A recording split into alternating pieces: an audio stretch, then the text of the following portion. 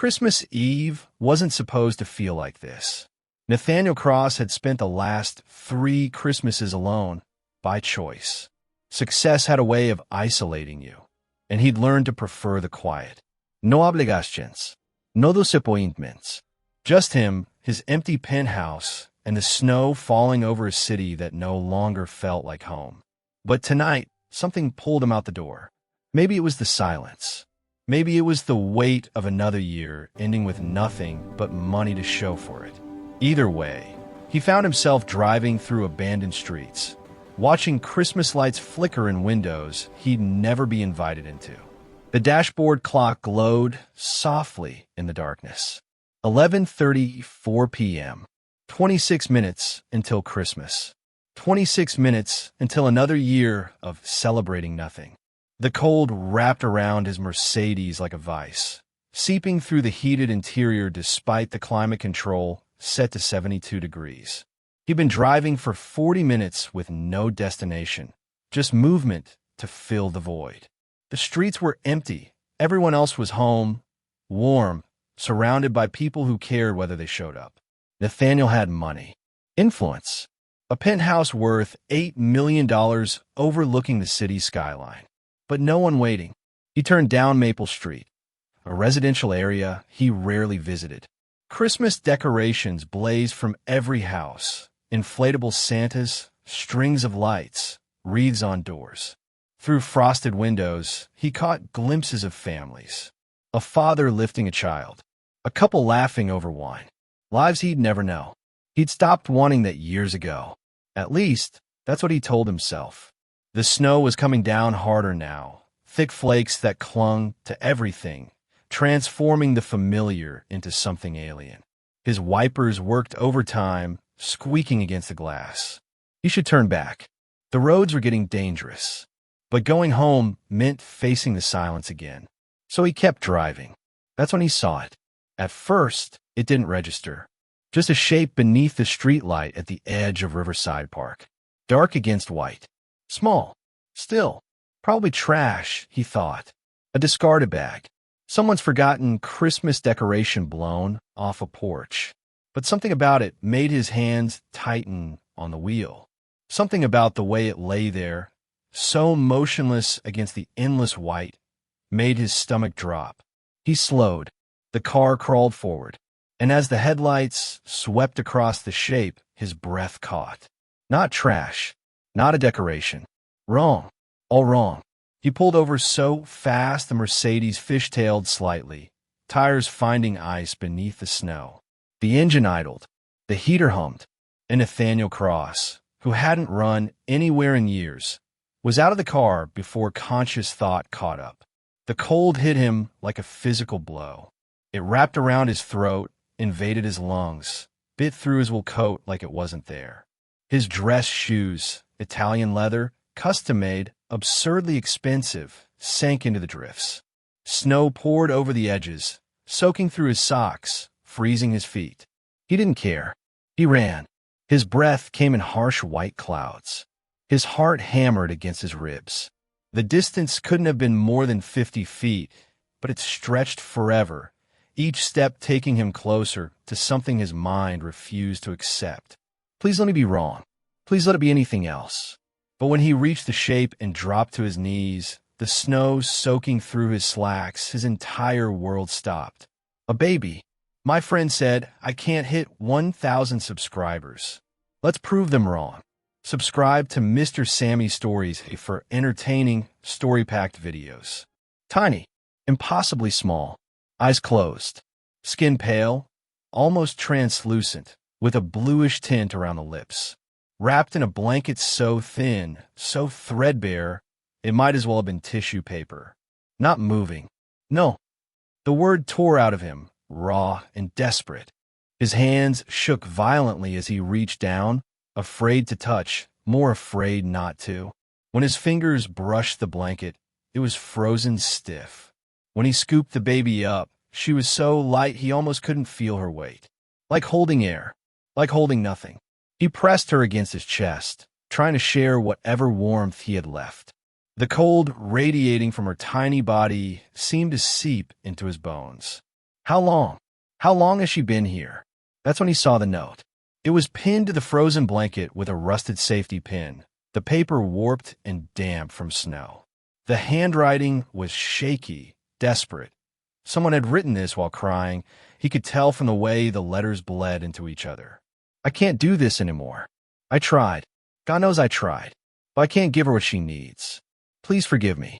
Please understand. She's no one's baby now. Rage hit him first. White hot. Blinding. Absolute. Someone had done this. Someone had wrapped this helpless child in nothing and left her in the freezing cold on Christmas Eve like she was garbage. Like she was disposable. He wanted to scream.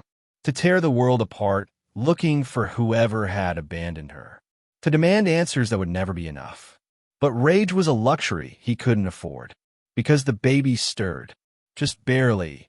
A flutter against his chest. Movement so faint he almost missed it.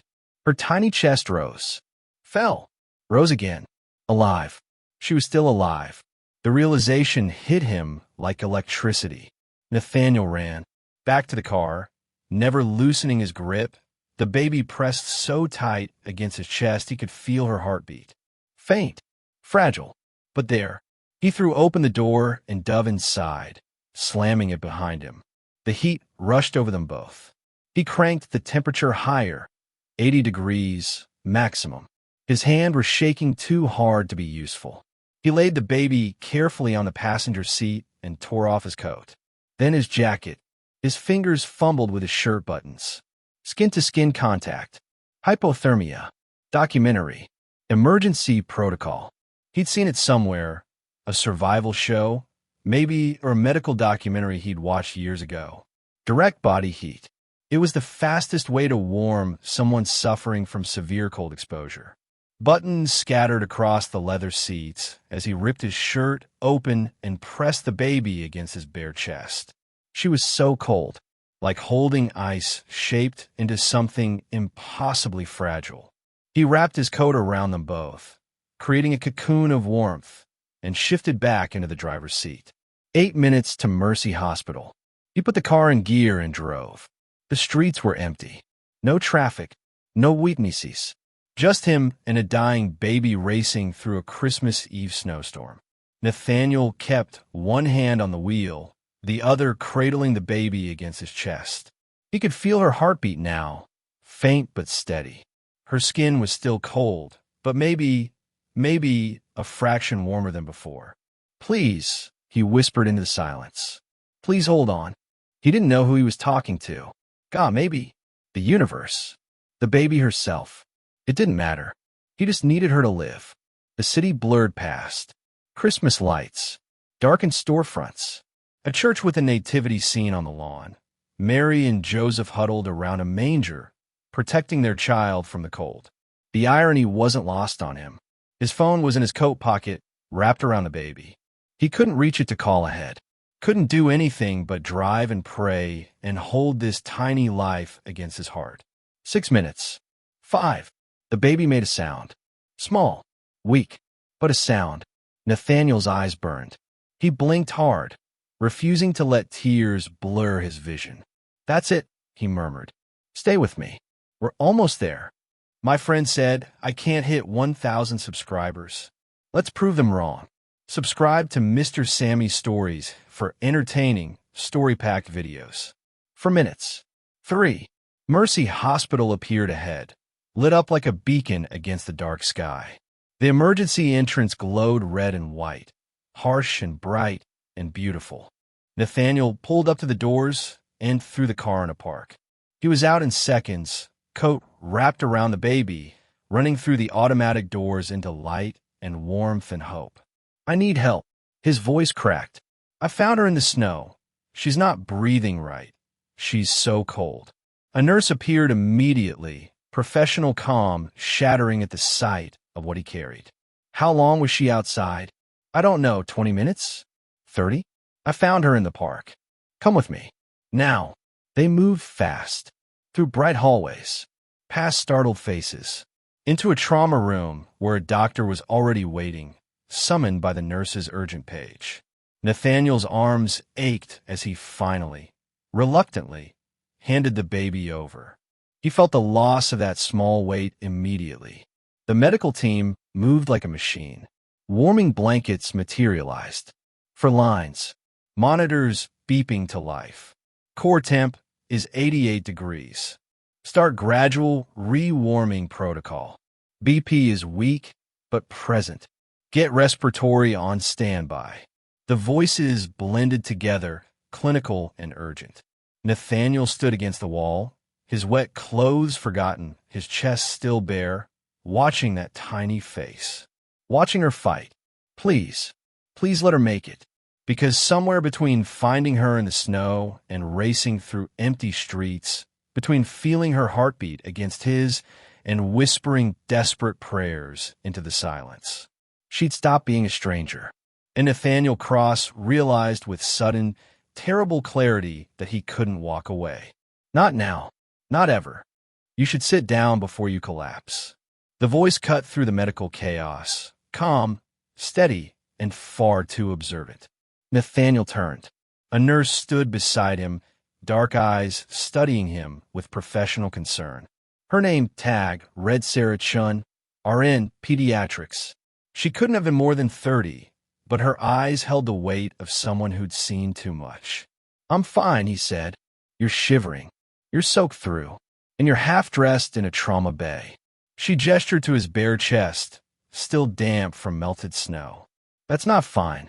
I'm not leaving. Something in his voice made her pause. She studied him for a moment longer, then nodded and pulled a chair beside him. At least sit before you fall. Nathaniel's legs gave out faster than he expected. He sank into the chair, suddenly aware of how hard his heart was pounding, how shallow his breathing had become. The adrenaline was draining away, leaving him hollow and shaking. But he kept his eyes on the baby. The medical team worked with practiced efficiency.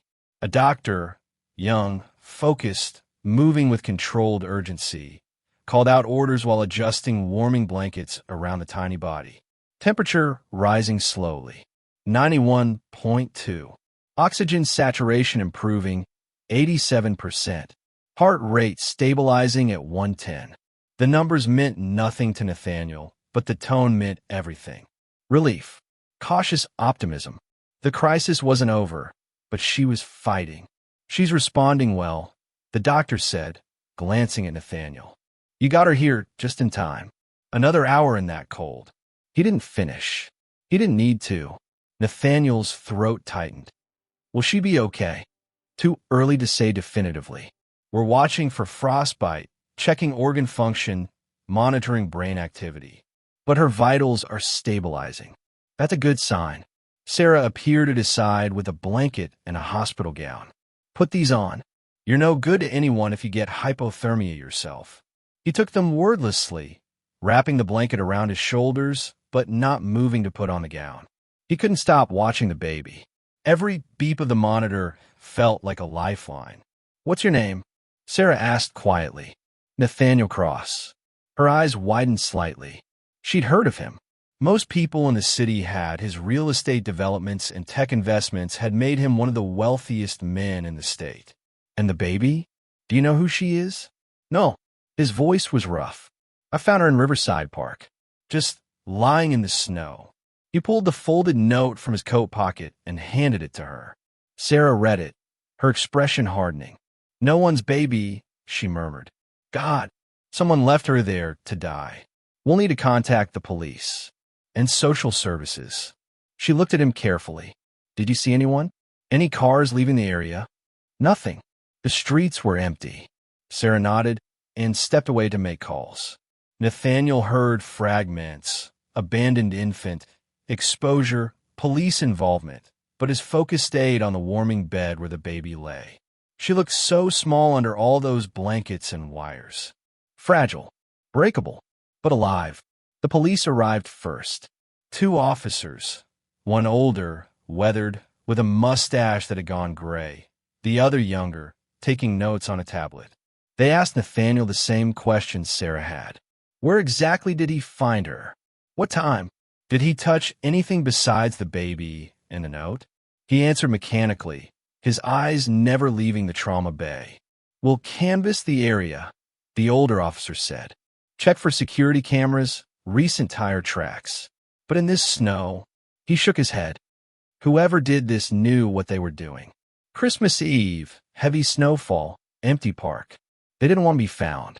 What happens to her? Nathaniel asked. That's up to social services now.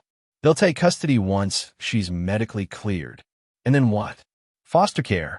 Most likely, unless a family member comes forward. The officer's expression softened. You did a good thing tonight, Mr. Cross. You saved her life. But as they left, Nathaniel felt the words ring hollow. Save her life for what? To become another case file in an overburdened system? The social worker arrived an hour later. Patricia Morrison looked exhausted. Mid-50s, graying hair pulled into a practical bun, glasses perched on her nose, carrying a worn leather bag that had seen too many emergencies. She introduced herself briskly, shook Nathaniel's hand, and immediately went to examine the baby. Sarah joined them, explaining the medical situation in terminology Nathaniel only half understood. Stable but critical. Observation required. No permanent damage evident yet, but too soon to be certain. Patricia took notes, asked questions, and finally turned to Nathaniel. I'll need your full statement, Mr. Cross. Everything from the moment you found her. He told her. The drive. The shape in the snow. The note. The race to the hospital. Patricia's expression remained professionally neutral throughout, but something flickered in her eyes when he described the note. May I see it? He handed it over. She read it twice, her jaw tightening. This will be part of the evidence file. If we locate the mother, this constitutes clear abandonment. Criminal charges will likely follow. She looked at him. You understand you'll probably be called as a witness if this goes to court? I understand. Good. She tucked the note into a plastic evidence bag. Now about the child. She'll remain in hospital custody until she's medically cleared. Then she'll be placed in emergency foster care while we search for family or attempt to locate the biological parent. Nathaniel stood abruptly. No. Patricia blinked. Excuse me. She's not going into the system. Mr. Cross, that's not your decision to make. I want to take care of her. The words came out steady, certain, surprising even him with their conviction. Patricia's expression shifted from professional to wary. Sir, I appreciate what you did tonight, but foster placement doesn't work that way. There are protocols, background checks, training requirements, home studies. Then start them. Today. Now. Tell me what I need to do, and I'll do it. Sarah had gone still beside him, watching. Patricia sighed. Mr. Cross, it's been a traumatic night. You're running on adrenaline. Maybe you should take some time to think. I don't need time. Nathaniel looked at the baby, so small under the warming lights. Someone wrote that she was no one's child. They were wrong. She's not no one's anymore. This isn't a business decision, Patricia said firmly.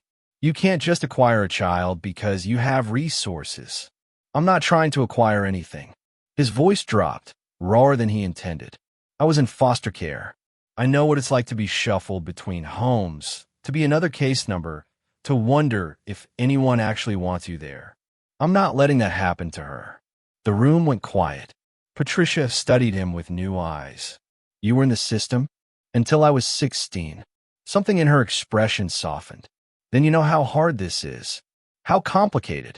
How long it takes. I don't care how long it takes. I'm not walking away. Sarah stepped forward. If he's serious, there are pathways for emergency placement. Especially given the circumstances, life-saving intervention, no known family, abandoned on a holiday. Patricia shot her a look. It's still highly irregular, but not impossible.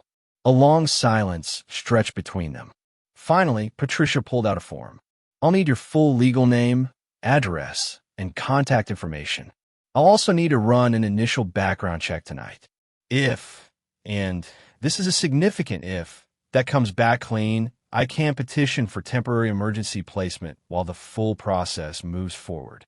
But Mr. Cross, you need to understand. This means home visits, interviews, training courses, psychological evaluations, and constant oversight.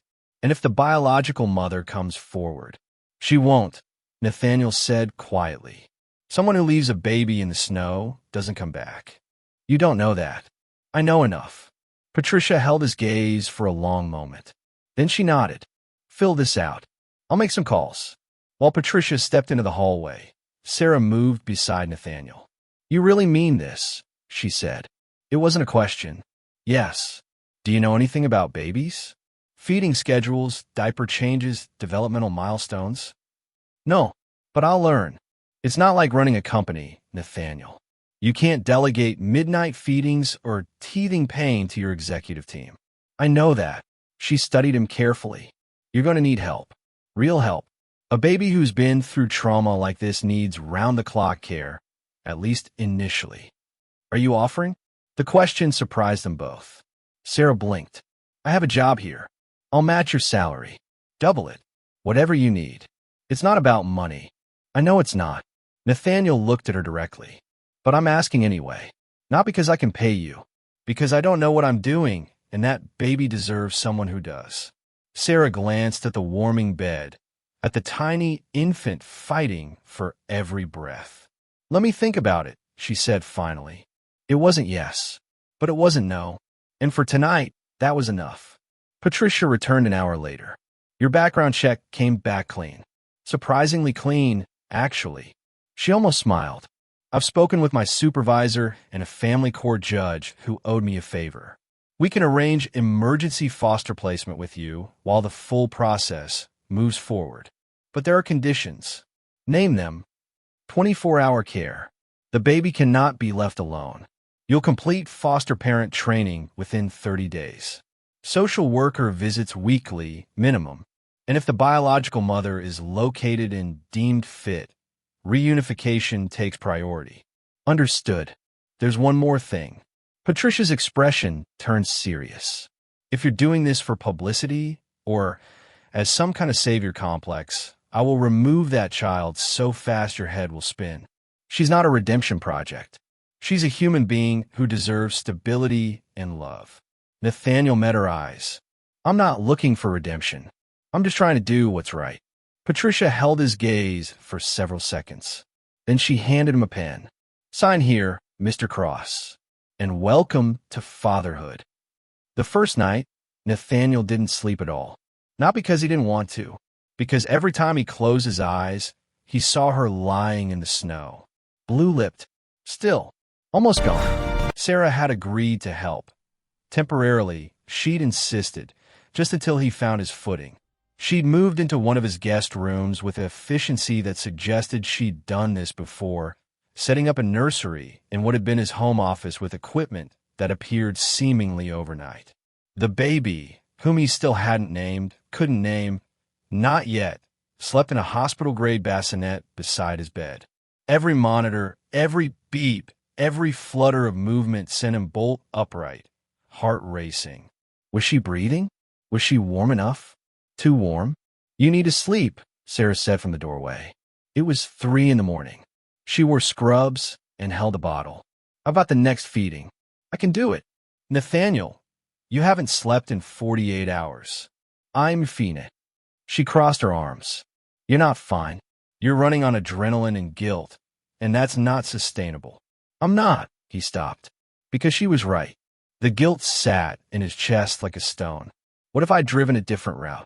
What if I'd been 5 minutes later? Sarah's expression softened. She's alive because of you. You don't have to punish yourself by never sleeping. But he couldn't explain that sleep felt like abandonment. That closing his eyes meant trusting someone else to keep her safe. And trust was something Nathaniel had learned long ago not to give freely. The second day was worse.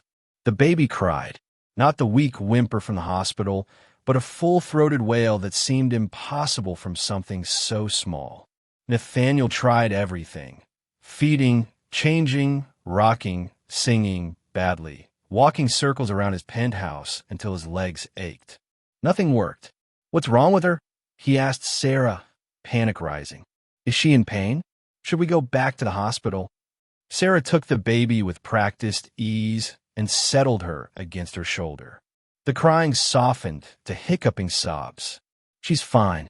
Babies cry, Nathaniel. It's how they communicate. But what is she trying to communicate? That she's a baby? Sarah smiled gently. Sometimes they cry because they're hungry or wet or tired. Sometimes they cry because the world is overwhelming and they don't have words for it yet. You're not going to fix everything immediately. He watched Sarah soothe the infant with gentle bounces and soft murmurs, feeling utterly useless. I don't know what I'm doing, he admitted quietly. No one does it first. That's normal. I run a company worth $500 million. I've negotiated deals with international corporations. I've rebuilt entire city blocks. But I can't figure out how to calm a 6-pound human. Because she doesn't care about your net worth or your negotiation skills. Sarah handed the baby back to him. She just needs you to be present, to try, to not give up when it's hard. The baby settled against his chest, her crying fading to exhausted breaths. Nathaniel held her, feeling the fragile trust in that tiny body, and wondered what the hell he'd gotten himself into.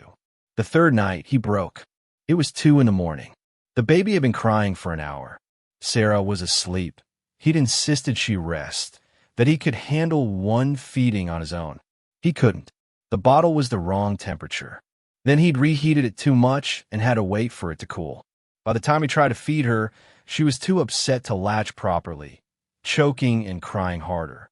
Please, he whispered, rocking her desperately. Please, I'm trying. I don't know what you need. She wailed, and something in Nathaniel cracked.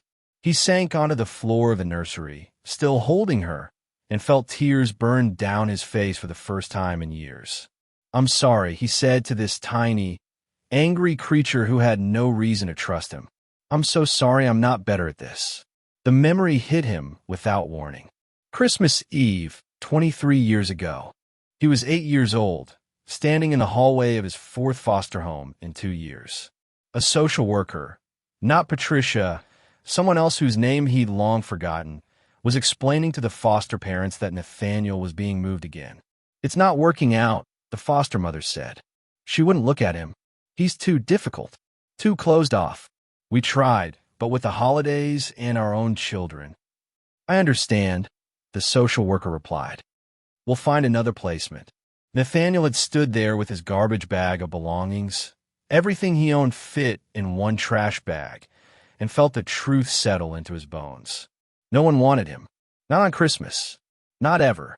He was no one's child. He'd spent that Christmas Eve in an emergency group home, surrounded by other kids nobody wanted, eating donated pizza and pretending the ache in his chest didn't exist. He'd promised himself then he would never need anyone, would never depend on anyone, would build walls so high that rejection couldn't reach him. And he had, until 3 nights ago, when he'd found a baby in the snow and felt those walls begin to crack. Nathaniel. Sarah stood in the doorway, backlit by the hallway light.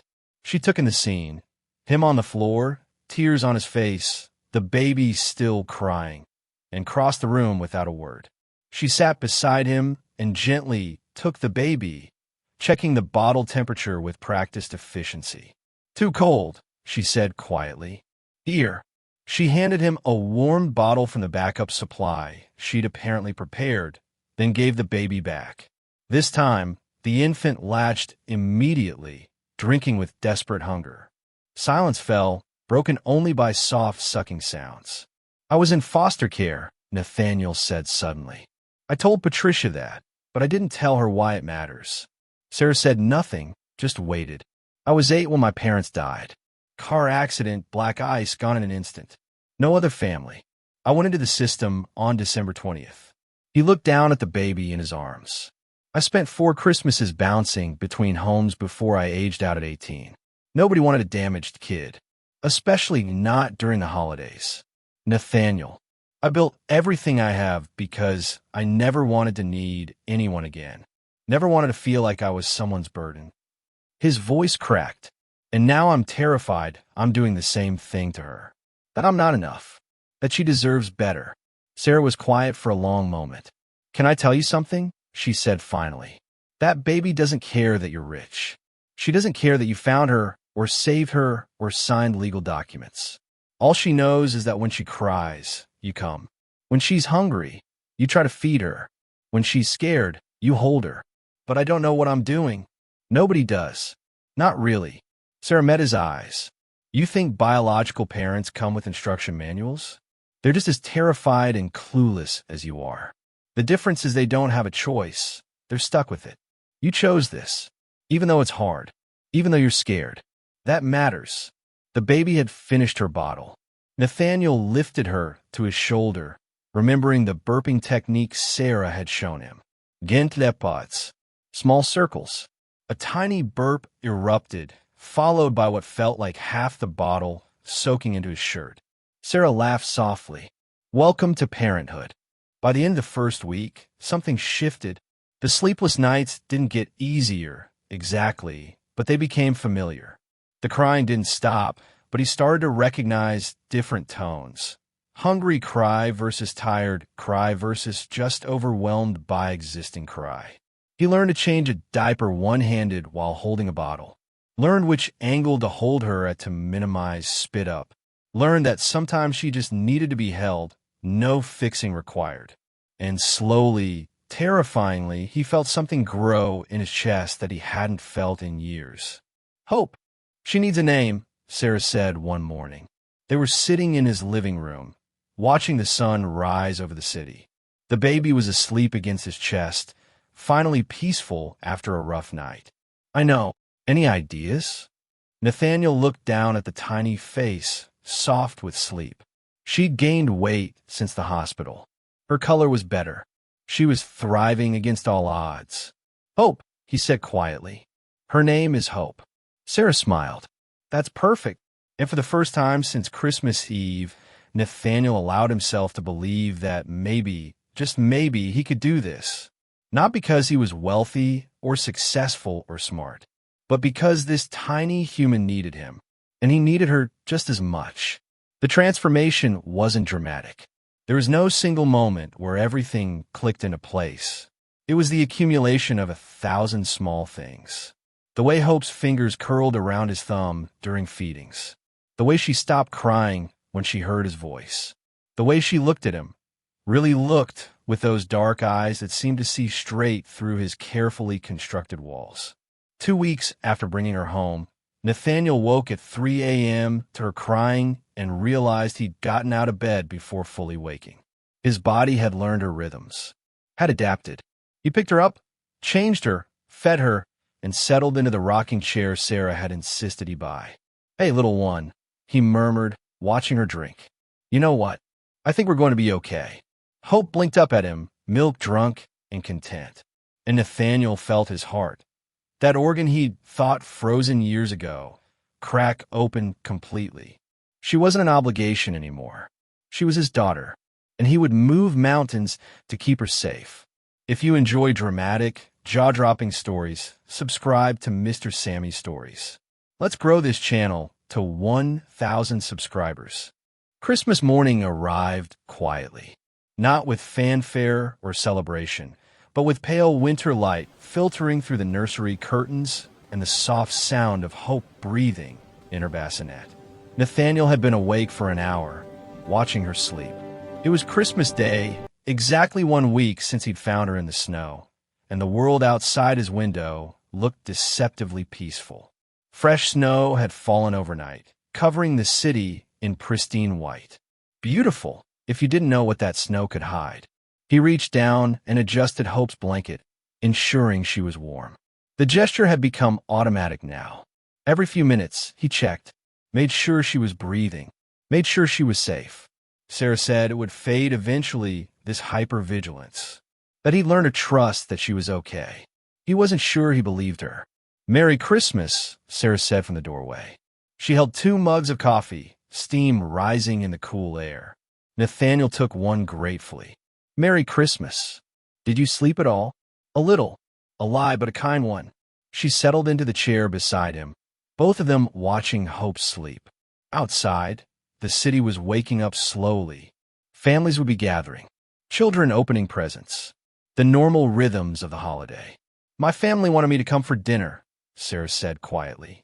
I told them I couldn't leave yet. Nathaniel looked at her, guilt rising. You should go. I can manage. I know you can. She smiled. But I want to be here. For her. And for you. Something warm expanded in his chest. Not romantic. They'd established that boundary early. Both of them too focused on hope for anything else.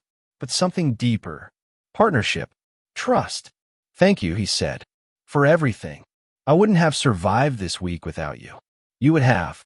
You're stronger than you think. She sipped her coffee. But you're welcome. Hope stirred, making the small, grunting noises that preceded waking. Nathaniel was on his feet immediately, lifting her before she could start crying. Good morning, little one, he murmured, cradling her against his chest. Merry Christmas. She blinked up at him, unfocused but aware. Her fingers found his thumb and gripped tight, and Nathaniel felt something shift in his chest, a recognition so profound it almost hurt. This is what I was missing. The pediatrician came by at 10. Dr. Reeves was in her 60s, sharp-eyed and no-nonsense, with a gentleness that only appeared when she examined Hope. She'd been making house calls all week, another service Nathaniel's money had secured, though she would have come regardless. Weight is good, she announced, reviewing her findings. She's gained 4 ounces since discharge. Eating well, sleeping reasonably well, no signs of developmental delays or lasting effect from the exposure. Nathaniel released a breath he didn't know he'd been holding. She's really okay? She's really okay. Dr. Reeves smiled. Whatever you're doing, keep doing it. She's thriving. After she left, Nathaniel stood in the nursery, holding Hope and trying to process what thriving meant. She'd been left to die, had come within an hour of freezing to death. And now she was thriving. Because he'd found her. Because he'd refused to walk away. The magnitude of it hit him like a wave. Patricia arrived after lunch as scheduled. Weekly check-ins, she'd warned. No exceptions. She found Nathaniel on the living room floor, surrounded by baby equipment he was still learning to assemble, a swing that promised to soothe fussy infants, though the instruction manual might as well have been in Sanskrit. How's it going? Patricia asked, barely suppressing a smile. I've built skyscrapers, Nathaniel muttered, wrestling with a piece that didn't seem to fit anywhere. This should not be harder than construction contracts. And yet, she settled on the couch, clipboard in hand. Where's Hope? Napping. Finally. Sarah's with her. How are you managing? Really? Nathaniel set down the incomprehensible swing piece and met her eyes. It's the hardest thing I've ever done. That's honest. But I'm not giving up, if that's what you're asking. Patricia made a note. I'm asking because I need to know you understand what you've committed to.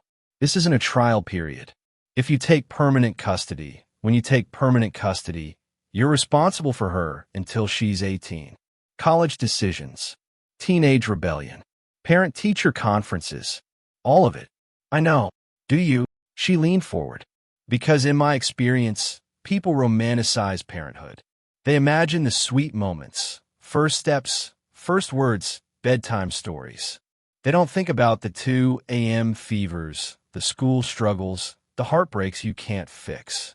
Nathaniel looked toward the nursery, where Hope slept peacefully, unaware of the future being discussed. I was 8 when I entered foster care, he said quietly. I remember every placement, every Christmas spent wishing someone wanted me permanently. Not just until I became inconvenient. Not just until the state stipend ran out. Actually wanted. Patricia's expression softened. I'm not going to be perfect, Nathaniel continued. I'm probably going to make mistakes. But I will never, never make her feel like she's temporary. Like she's an obligation. I'm counting down the days until I can escape. What if it gets hard? What if she has special needs or behavioral issues or... Then we'll deal with it. Together. He met Patricia's eyes. You asked if I understand what I've committed to. I do. I'm committing to being her father. Not her savior.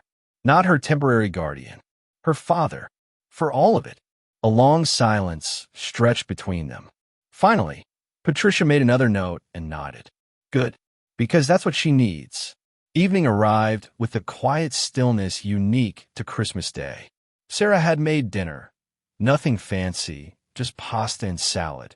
And they ate while Hope napped in her swing, which Nathaniel had eventually conquered with Sarah's help and a YouTube tutorial. "Do you have family?" Nathaniel asked suddenly. "Beyond the ones you're missing dinner with?" Sarah paused, fork halfway to her mouth. "Two sisters. My parents. A nephew I adore. You? No one. Not anymore. I am sorry. Don't be. I made my peace with it years ago, or thought I did." He looked at Hope. "Turns out I just built walls instead of dealing with it. And now I have her. And somehow that's enough to start tearing the walls down." Sarah smiled. She's good at that. Breaking through defenses. They finished dinner in comfortable silence. Afterward, Sarah insisted on cleaning up while Nathaniel gave Hope her evening bottle. He settled into the rocking chair, Hope cradled in his arms, and watched the city lights twinkle in the darkness beyond his windows. Somewhere out there, families were celebrating. Children were playing with new toys. Life was continuing in all its messy, beautiful normalcy. And here, in his penthouse that had felt like a mausoleum just a week ago, Nathaniel felt something he hadn't felt in 23 years. Peace. "You know what's funny?" he said softly to Hope, who was milk-drunk and drowsy. "A week ago, I had everything I thought I wanted. Money, success, freedom to do whatever I pleased." Hope's eyes drifted closed, then opened again, fighting sleep. "But I was empty. I just didn't realize it, because I've been empty for so long it felt normal." His voice caught. "And then I found you. This tiny human who needed me more than anyone has ever needed me. And suddenly everything changed." Hope's hand found his finger and gripped tight, even as sleep finally claimed her. "I don't know if you'll remember this Christmas," Nathaniel continued, tears burning behind his eyes. "Probably not, but I will. I'll remember it as the Christmas I stopped being alone. The Christmas I became a father. The Christmas I learned that the best gifts aren't things you buy. They're the ones you choose to keep." He stood carefully and carried her to the bassinet, laying her down with practiced gentleness. She didn't stir, her breathing deep and even. Safe, warm, loved. Everything she hadn't been a week ago. Later that night, after Sarah had gone to bed, Nathaniel stood at his penthouse window and looked out at the city. His phone buzzed. A text from his assistant. "Merry Christmas, boss. Hope you're enjoying some well-deserved rest." He almost laughed. Rest. He hadn't rested in a week, but he'd also never been more awake. Another text appeared, this one from his lawyer. "Preliminary adoption paperwork ready for review. Can meet after New Year's." Nathaniel stared at the message. Adoption. Making it permanent. Making Hope legally, irrevocably his. The thought should have terrified him. Should have triggered every abandonment fear he'd spent years building armor against. Instead, it filled him with certainty. He typed back, "Schedule it. I'm ready." Behind him, Hope made a small sound in her sleep. Not distress, just the noises babies made while dreaming whatever babies dreamed. Nathaniel returned to the nursery and settled into the chair beside her bassinet. He'd sleep here tonight, like he had every night this week. Close enough to hear every breath. Close enough to protect her from anything that might threaten her peace. "Merry Christmas, Hope," he whispered into the darkness. "Thank you for saving me." Outside, snow began to fall again. But inside, in this room, there was only warmth. And for the first time in 23 years, Nathaniel Cross understood what it meant to be home. Not because of the penthouse or the city view or any of the things his money had bought, but because of the 6-pound human sleeping peacefully beside him. The daughter he'd found in the snow. The daughter he'd chosen to keep. The daughter who had chosen, in her own way, to keep him too. 1 year later, Christmas Eve arrived with the same quiet snow that had fallen the year before, but everything else had changed. Nathaniel stood in the doorway of what had once been his home office and was now irrevocably Hope's nursery, though calling it a nursery felt inadequate. It was a child's world now, complete with a bookshelf overflowing with board books, a toy chest that never stayed closed, and finger paintings taped to the walls that his interior designer had protested, but he'd insisted on keeping. Hope sat in the center of the room. Surrounded by wrapping paper she found infinitely more interesting than the actual presents. At 18 months old, she was a force of nature, walking, babbling, and possessing an uncanny ability to find trouble in rooms Nathaniel would have sworn were baby-proofed. "Dada," she squealed, holding up a mangled piece of ribbon. "Look." His heart still stuttered every time she said that word. "I see it, sweetheart." "Very nice." She beamed at him with a smile that could light up the darkest corners of his soul, and had, repeatedly, over the past year. Sarah appeared beside him, wiping her hands on a dish towel. She still lived in the guest room, though the arrangement had evolved into something more like family than employee. Hope called her Sawa, and Nathaniel had long since stopped pretending she was just the nurse he'd hired. "Dinner's almost ready," Sarah said. "Think we can get her away from the wrapping paper long enough to eat?" "Doubtful, but we could try." They ate in the dining room Nathaniel had never used before Hope arrived. Before, he'd taken most meals standing at the kitchen counter or at his desk, food merely fuel between meetings. Now the table was set with mismatched plates. Hope had broken two from the expensive set, sippy cups, and a high chair decorated with stickers Hope had applied herself. "Turkey's good," Nathaniel said, watching Hope demolish a piece of bread with more enthusiasm than technique. "Thanks. Your mother's recipe." He looked up sharply. "My, how did you—" Sarah smiled gently. "I found it in a box in your storage unit. The one you never unpacked. There were photos, too. You look like your dad." Nathaniel's throat tightened. He'd packed those boxes when he'd aged out of foster care, then never opened them again. Too painful. Too much loss. "I should have asked first," Sarah said quickly. "I'm sorry if I overstepped." "No." His voice was rough. "No, it's thank you. I'd forgotten she made this every Christmas." Hope banged her sippy cup on the tray, oblivious to the emotion swirling around her. "More." "More, please," Nathaniel corrected automatically, handing her another piece of bread. "Peas," Hope parroted, grinning. Sarah laughed. "She's got you wrapped around her finger." Completely. He didn't even try to deny it. After dinner, they settled in the living room. The penthouse that had once been all glass and steel and minimalist design now looked like a toy store had exploded. Building blocks, stuffed animals, a play kitchen that took up an entire corner. Nathaniel had never loved his home more. After Hope was asleep, a process that now involved 3 stories, 2 songs, and at least 4 attempts at just one more hug, Nathaniel found himself standing at the same window where he'd stood a year ago. The city looked the same. Snow falling, lights twinkling, families celebrating behind lit windows. But he was different. "Thinking about last year?" Sarah asked, joining him with 2 mugs of hot chocolate. "How did you know?" "Because I am too." She handed him a mug. "It's hard to believe it's been a year. Sometimes it feels like she's always been here. Other times I remember what life was like before and can't believe I thought I was happy." "Were you?" "Happy?" Nathaniel considered the question. "I thought I was. I had everything I wanted, or everything I'd convinced myself I wanted. Success. Independence. Control." He sipped his cocoa. "Turns out I was just lonely and too proud to admit it. And now—" He looked toward Hope's room, where nightlight cast soft shadows.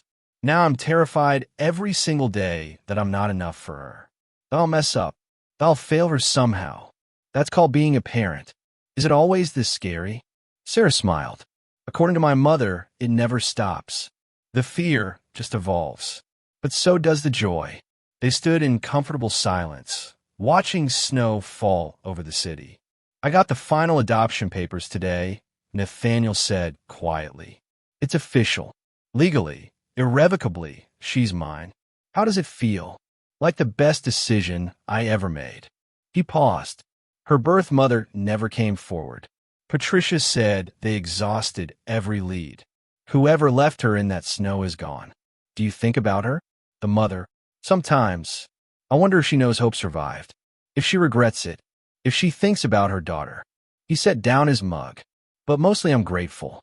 Because if she hadn't made that impossible choice, I wouldn't have hope. That's a generous way to look at it. It's the only way I can look at it without rage. Hope deserves better than a father who's bitter about her origin story. Sarah touched his arm gently. She's lucky to have you. I'm the lucky one. Later, Nathaniel stood in Hope's doorway, watching her sleep. She'd kicked off her blanket. She always did, no matter how carefully he tucked her in. Her stuffed rabbit was clutched in one hand, her hair a wild tangle against the pillow. Perfect. Absolutely perfect.